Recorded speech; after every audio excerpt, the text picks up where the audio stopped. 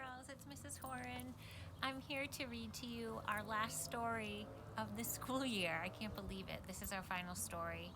And reading to you is it's just been one of my favorite things to do. So this story that I'm going to read to you today is one of my favorite stories, and it's called The Littlest Lighthouse.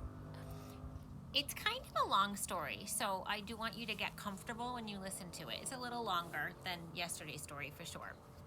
But it's a wonderful story about this little lighthouse who just really isn't sure what his job is. And he's not very confident.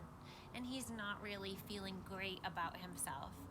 But he discovers that he has a really important job. Even though he's little, he has a really important job. And if you know anything about lighthouses, if you have any background knowledge on lighthouses, you know that lighthouses keep the boat safe. They keep the boat safe by a light that illuminates to let them know that there are rocks in that area, and also by making a loud sound. So if there's fog, the boats can hear that the lighthouse is near and it's not a safe area to be around. So I hope you enjoy this story as much as I'm going to enjoy reading it to all of you. The Littlest Lighthouse.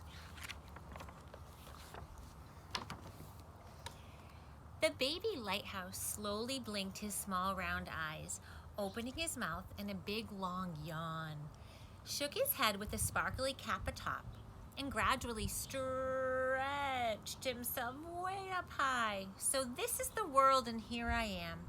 When he gulped in a deep breath of sweet salt air, he felt a little switch clicking deep inside of him. Then some wheels began to turn. They tickled his tummy and it frightened him. What was happening? He opened his mouth and wailed out in a deep, loud voice, "Ooh, ooh, ooh." He works perfectly, just the way he was meant to. He heard the workmen shouting below as they waved their arms in delight, cheering him happily. "Yes, sir, he's a mighty fine lighthouse," announced the foreman.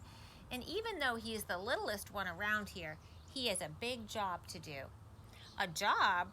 What was that? The Littlest Lighthouse wondered. What was he supposed to do? As the crew gathered up their tools and prepared to leave, the foreman looked up and told him solemnly, "You were built out here on Lone Reef because many ships have gone aground and been wrecked on these rocks on which you stand. Your job is to warn all the little boats and all the big ships passing by of the dangerous ledges under your feet. When they see you standing here as a beacon, they will heed your warnings and be safe. When it is dark, your light will shine out to guide them. If there is fog, your horn will blow. You will not be lonely, for everyone that passes by you will become your friend.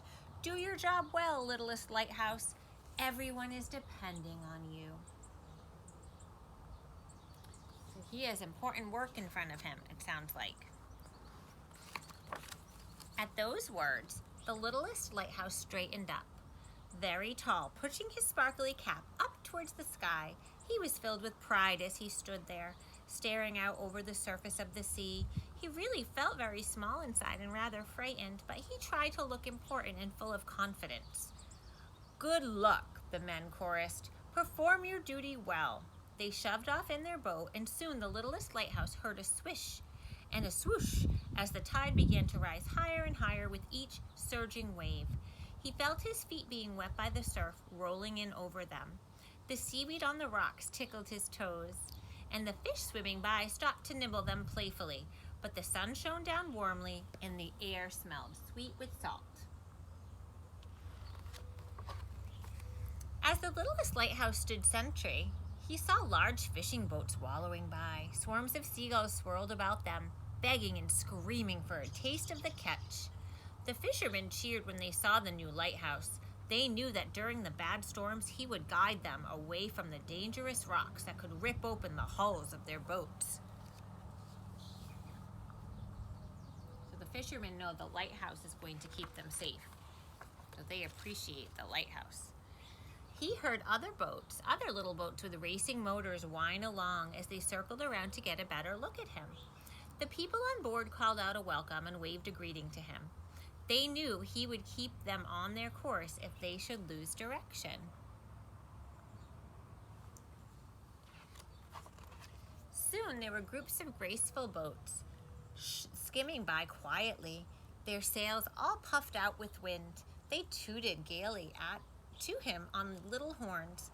When the wind dropped and there was no breeze to push their sails out, he would warn them not to drift into the hidden ledges below his feet. So we've seen fishing boats, motorboats, and now sailboats go by the Littlest Lighthouse. Let's look at this one. Later, 3 chubby red tugboats blasted sharply as they nudged among a big black tanker. It was bringing in cargo of oil from far away. If it should run aground on Lone Reef at night, there might be a terrible oil spill that would pollute the water and harm the fish and seabirds. They were glad to see that the Littlest Lighthouse was there to warn them.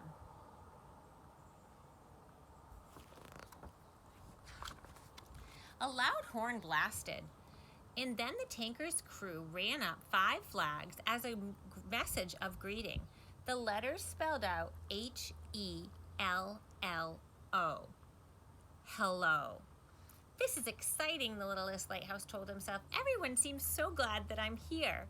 There's so much going by for me to watch. I have so many friends already, and even though I'm very small, I'm not alone out here. The Littlest Lighthouse was happy, standing guard out on Lone Reef that first day. He was showing people just where the dangerous ledges lay hidden below the surface of the sea. Before long, he would be able to recognize each type of boat and ship by their colors and whistles and horns. When the sun went down and it started growing dark, the gulls came swarming and swooping around to find their nests on the rocks where he stood. One settled down atop his sparkly cap and went to sleep.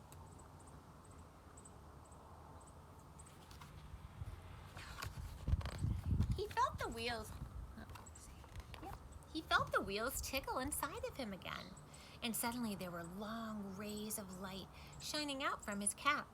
They stretched far over the black water, first here, then there, back here, over there. The boats were gone now, but the moon came up, and the stars winked out at him. He was content. That means calm and happy. He knew there would be friends with him during the night, as well as the day. It was exciting.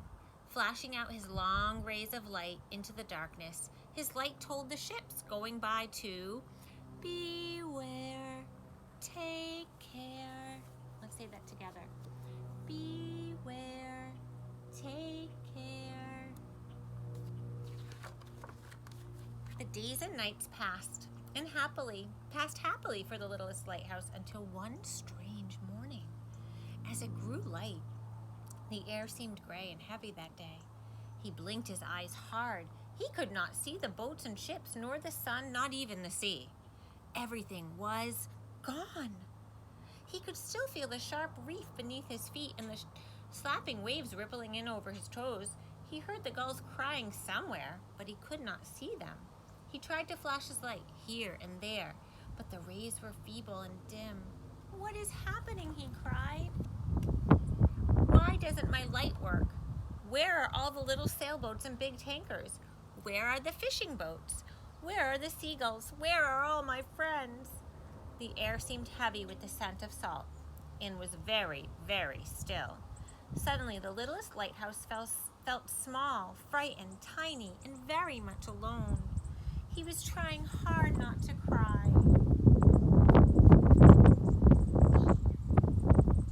So he can't see anything. He can hear things, but he can't see anything, and he's feeling scared. Let's find out what's happening. What was the use in being way out here all alone? No one could see him. No one was anywhere around. No one even cared if he stood guard. "No one seems to need me," he sobbed very softly. "Why am I here?" Then he heard something. A faint little whistle, wailing sadly, a tiny bell ringing mournfully, voices calling to him. "Littlest Lighthouse, where are you? We are off course. We have lost our way. Are we near the reef? Are we near the rocks? Answer, hurry, help us. We need you." He searched the sea in every direction, but all he saw was a gray blur. Again, he heard the whistle and the bell, then the slap of oars against the water. Someone was rowing and coming in closer and closer to the reef. They were getting nearer and nearer to the sharp ledges hidden beneath his feet. Uh-oh. Will Lighthouse, the Littlest Lighthouse, be able to help these men in the rowboat? Let's find out. So that was that. That was it. He remembered the foreman's words now. When there is fog, your horn will blow to warn them.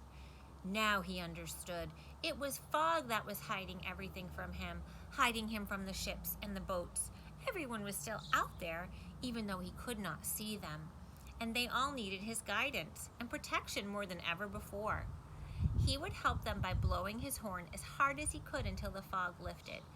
He blew and blew his warning in a big, loud, gruff voice, telling all the boats and ships out there to beware, take care. Let's say that together.